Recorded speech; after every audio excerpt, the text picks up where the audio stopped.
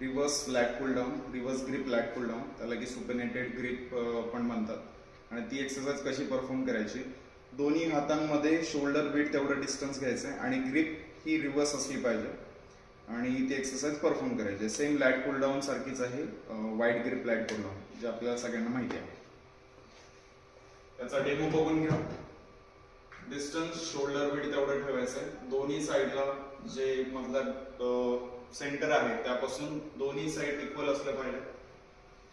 खाली बसायचंय आणि exercise perform करायची आहे. पूर्ण वरती हात सरळ, डाऊन साइड, मागे जायचं नाहीये. हा पार्ट नाही झाला पाहिजे. स्ट्रेट ठेवा. 1 2 3. आणि एक्सरसाइज परफॉर्म करताना आपला बार जो आहे, जो आपण खेचतोय, तो बार क्लॅव्हिकल, हा जो बोन आहे आपल्या छातीचा सगळ्यात वरचा बोन, त्या क्लॅव्हिकल पर्यंत आणण्याचा प्रयत्न करायचा.